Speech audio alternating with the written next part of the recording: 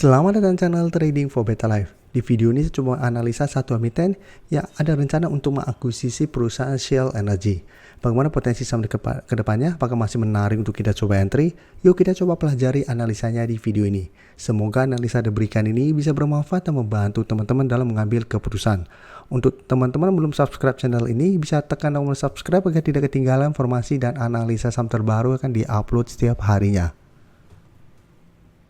Saham pertama yang saya analisa adalah saham TPA. Saham TPA bisa kita lihat hari Jumat masih turun hampir 2% ke harga 8.650. Secara pergerakan TPA saat ini masih sideways untuk tren jangka menengah. Sebelumnya sempat terkoreksi karena gagal bertahan di garis EMA 50, turun mengatas garis EMA 150, TPA masih bisa bertahan. Tapi saat itu bisa kita lihat berhasil rebound, tapi pada saat mendekati garis EMA 50, TPA gagal break, kembali terkoreksi ke support 8.600. Ini masih bisa bertahan dan rebound, tapi kembali mendekati garis EMA 50, TPA minggu ini masih gagal break dan terkoreksi. Dan secara tren saat ini memang mulai ada tanda-tanda patah tren untuk uptrendnya.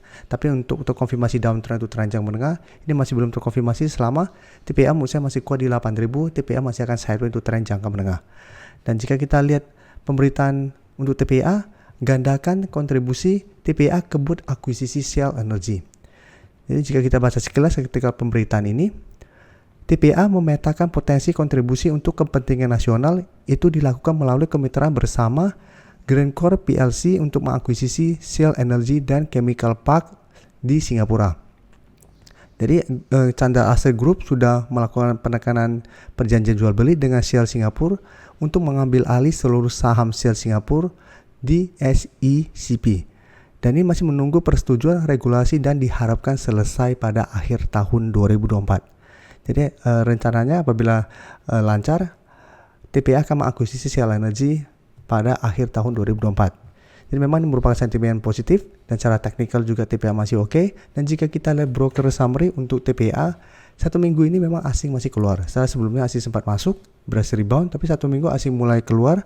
Dan jika kita lihat broker summary, ini juga terpantau sebenarnya untuk top 1, top 3 ada sedikit distribusi, tapi secara average sebenarnya tidak ada distribusi. Jadi untuk TPA apabila teman-teman sudah dapat di harga sekitar 8.000 sampai 8.100, menurut saya saat ini masih layak untuk di hold. Tapi untuk teman-teman ingin coba entry saham TPA saat ini, menurut saya lebih aman dari wait and see dulu. Karena saat ini masih ada support sekitar 8.600 sampai 8.500. Wait and see di sekitar target harga ini. Apabila minggu depan TPA mengetes atau mencapai target harga ini masih bisa bertahan, menurut saya masih bisa coba entry.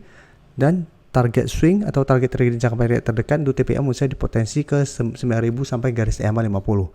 Yang saat ini sekitar 9.150. Karena apabila berhasil rebound pun, jika terpantau masih gagal break garis EMA 50, maka secara pergerakan TPA masih ada potensi terkoreksi. Jadi masih akan sideways. Jadi wait and see, jika terpantau minggu depan ternyata TPA masih lanjut turun di bawah 8.600 atau 8.500, lebih oke adalah coba tunggu di sekitar 8.000 sampai 8.050 untuk entry di sekitar support lebih kuatnya atau di sekitar garis EMA 150 ini. Selanjutnya saham ESA bisa kita lihat dalam 2 minggu ini memang ESA naik lumayan tinggi, sebelumnya juga mengetes garis EMA 50 sampai 800, ESA berhasil rebound, tapi dalam beberapa hari terakhir ini ESA terkoreksi. Dan menurut saya ini koreksi wajar karena memang ESA dalam 2 minggu terakhir sudah naik sangat tinggi, sempat menyentuh sekitar 980. Dan hari Jumat ESA turun 3% lebih ke 925. Jadi saat ini mencoba untuk turun di bawah 940 sampai 950. Sedangkan untuk support kuat terdekat saat ini menurut saya ada di harga 900, karena 900 jika kita lihat beberapa kali sebelumnya menahan kenaikan dari saham ESA ini. Dan untuk ESA bisa kita lihat satu minggu ini asing terpantau mulai keluar, tapi distribusi asing satu minggu ini tidak terlalu besar. Dan jika kita lihat broker summary memang ini ada distribusi, sehingga saya lihat ESA masih ada potensi minggu depan untuk lanjut turun menuju 900 sampai ke harga 850. Jadi apabila mau entry, menurut saya masih bisa dipantau, tapi untuk entry sebaiknya wait and see, lihat di support mana ESA masih bisa bertahan. Jadi lihat kita tunggu di 900, apabila tembus berarti kita tunggu di 850 sampai garis EMA 50. Di sekitar 840 untuk entry-nya. Sedangkan untuk teman-teman sudah dapat di harga bawah, menurut saya bisa jadikan 900 untuk trail stop. Apabila ESA ternyata turun bawah 900 lebih oke, menurut saya take profit saja dulu. Setelah itu tunggu di harga bawah untuk re-entry kembali.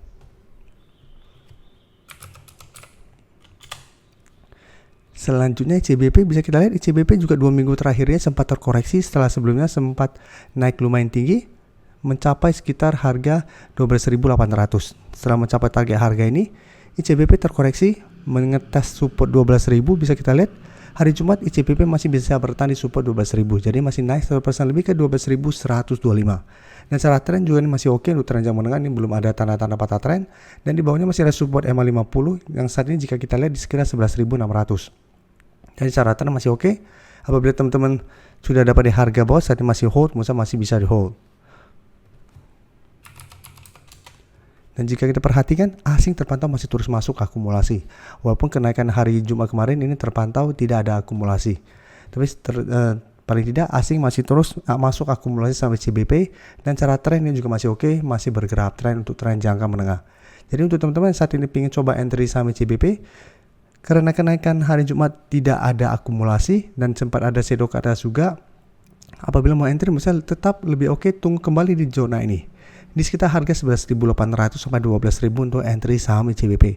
Jadi tunggu minggu depan ICBP itu terkoreksi kembali ke zona ini. Apabila masih bisa bertahan dari rebound, baru ikut entry dengan target take profit jangka pendek di sekitar zona 12.500 sampai 12.800. Dan apabila berhasil rebound, mencoba melewati zona ini masih gagal, pertimbangkan untuk take profit.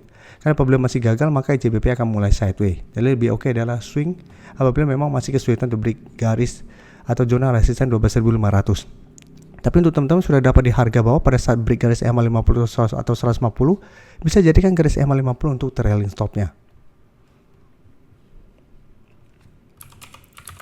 Selanjutnya saya coba analisa saham Sevin. Sevin hari Kamis sempat naik, berhasil rebound dari 420, tapi bisa kita lihat tetap kesulitan untuk naik di atas garis EMA 50. Sehingga untuk Sevin secara tren ini masih belum ada tanda-tanda reversal, walaupun sudah sempat bangkit pada saat turun lumayan dalam ke sekitar 380. Dan setelah menyentuh 380, Sevin mulai rebound naik di atas 400, tapi beberapa kali mencoba naik di atas garis EMA 50, Sevin masih gagal. Tapi dalam 1 bulan terakhir ini atau 2 bulan terakhir ini dari Agustus, Sevin masih mencoba untuk bertahan di 420. Jadi walaupun sempat turun atau ditutup di bawah 420, secara candle ini belum terkonfirmasi break 420. Tapi tetap sampai saat ini garis EMA 50 masih lumayan kuat dan garis EMA 50 pelan-pelan terus bergerak turun. Jadi tetap harus hati-hati apabila teman-teman sudah punya atau teman-teman ingin coba entry. Apabila garis EMA 50 terus turun ke 420, maka ini akan berubah menjadi resisten yang kuat untuk saham Sevin. Sehingga ada potensi malah Sevin apabila gagal break garis EMA 50 lanjut turun menembus 420 untuk menuju 400.